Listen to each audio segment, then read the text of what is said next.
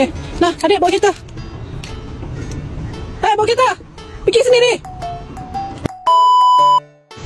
Lama dah sebenarnya ibu tak buat vlog korang pergi sekolah ni kan?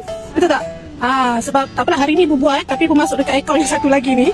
So, okay, so jom kita nak ke sekolah. Jom. Ya, pergi ke sekolah. Dah buka ke? Dah. Ha? Okay. Nah, adik bawa kereta. Bawa kereta. Pergi sendiri. Bawa kereta pergi sendiri. Bawa kereta. Lepas tu parking dekat tempat cikgu tu. Ibu masuk atas sekejap.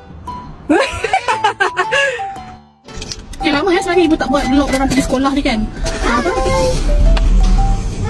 Yang vlog pergi sekolah ni ibu akan masuk dekat akaun ni lah, akaun nombor 2000 ni. Sekali kan.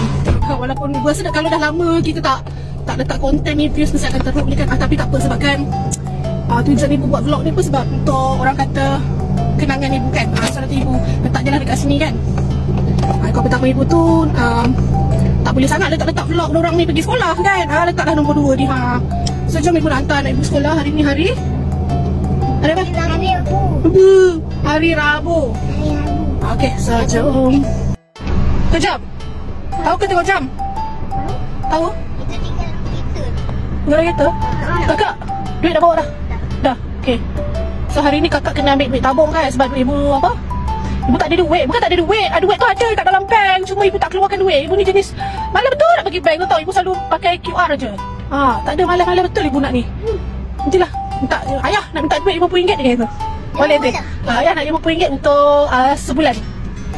Tak, untuk sebulan. Nanti senang ibu guna tu je. Tak adik? Adik ada belanja tak ada? Tak ada duit belanja? Nak ke duit? Nak beli apa? Kakak kan dah kenyang ni, kakak makan apa ni? Sebab dah makan nasi kan. Biasa macam itulah, sebab tu dia bawa RM2 je. Sebab biasanya pagi dia dah makan nasi. Dia dah makan nasi. Air dia bawa. Okay adik, jom kita pergi. Sekolah.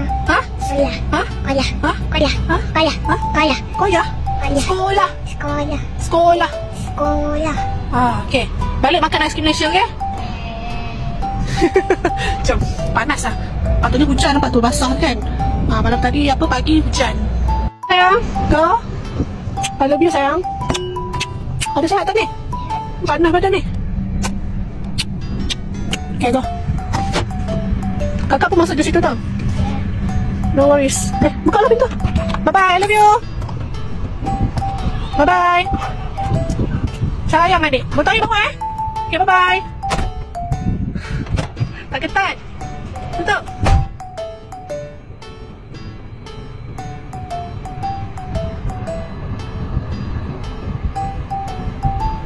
Alright.